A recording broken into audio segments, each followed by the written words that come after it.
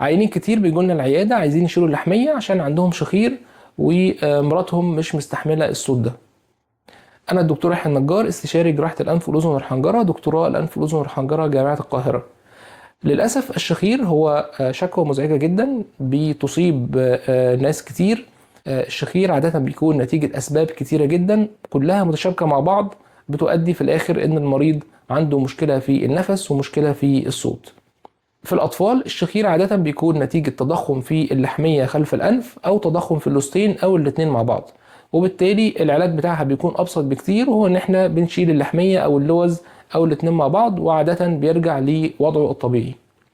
أما في الكبار أو البالغين الموضوع بيبقى معقد أكتر من كده. بيبقى عندنا أكتر من مستوى ممكن يكون فيها مشكلة أو في مشكلة تعمل شخير، زي إن يكون عندنا انسداد في الأنف أو يكون عندنا مشكلة في سقف الحلق أو مشكلة في قاعدة اللسان أو مشكلة في الحنجرة. مشاكل الأنف كتير جدا، زي إن يكون عندنا حساسية شديدة، زي إن يكون عندنا تضخم في غضاريف الأنف، أو يكون عندنا انحراف شديد في الحاجز الأنفي، أو عندنا لحميات جيوب أنفية، ودي حاجة مختلفة عن لحمية الأطفال اللي بتكون موجودة في البلعوم الأنفي خلف الأنف.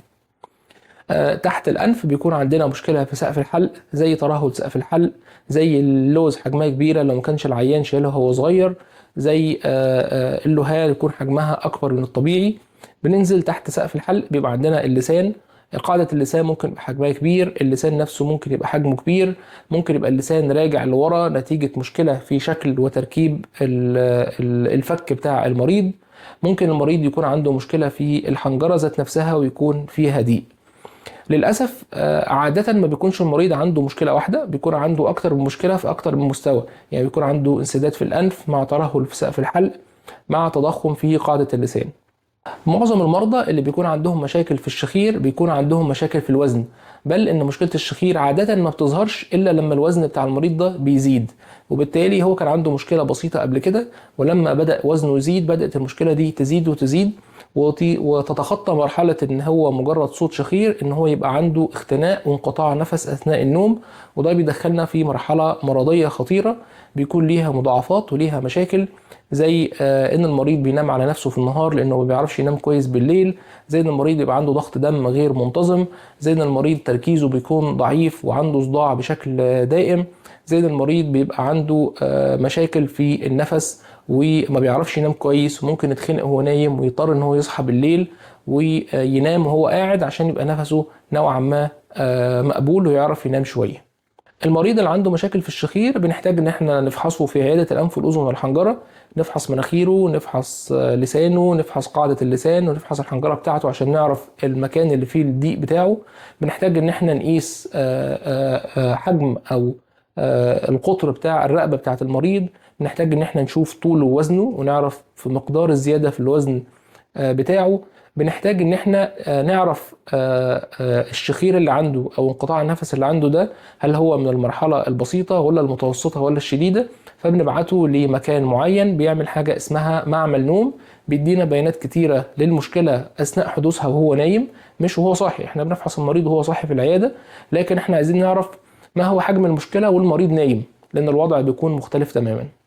بعد ما بنحدد حجم المشكلة بنبدأ نحط الخطة العلاجية اللي بيكون فيها أجزاء كتير. أو أول وأبسط حاجة إن المريض ينزل وزنه كتير. لما المريض وزنه بينزل المشكلة دي بتخف بشكل كبير، بل ممكن تروح تماما. المرحلة التانية ان احنا بنبدأ نشوف لو مجرى الانف مسدود، بنبدأ ان احنا نسلكه سواء كان بعلاج زي بخاخة او ادوية حساسية، او نعمل له تصغير لغضاريف الانف، او لو عنده حاجز انفي معوج بنستعدله. بعد ما نتأكد ان مجرى النفس من الانف سليم وسالك بشكل كويس، بنبدأ نشوف ايه المشكلة اللي في المستوى اللي تحتيه، زي ان احنا نعمل له شد لسقف الحلق او نعمل له تصغير لقاعدة اللسان.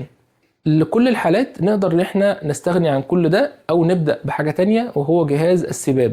جهاز السباب هو جهاز بيزق الهواء والاكسجين جوه التجويف الفم والانف للمريض وهو نايم، وبالتالي بيخليه يفتح بشكل مناسب، وبالتالي صوت الشخير بيروح، وبالتالي الاختناق بيتحسن والمريض بيعرف ينام بشكل كويس. وده ممكن يبقى علاج دائم المريض ينتظم عليه على طول لو استريح عليه، او حتى علاج مؤقت لغاية ما المريض يظبط وزنه ولغاية ما المريض يجهز نفسه ان هو يعمل عملية جراحية.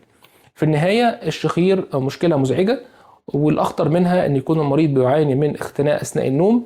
وبالتالي لو حضرتك بتشخر أو عندك مشكلة في النوم أو عندك أعراض ملهاش تفسير زي صداع، زي بتنام على نفسك في النهار، زي قلة تركيز، زي ضغط دم غير منتظم ومش عارف تظبطه، قد يكون وراها مشكلة زي كده. نتمنى لكم السلامة دائما، وألف سلام عليكم. اللسان المربوط واحدة من المشاكل اللي بتولد بيها أطفال كتير.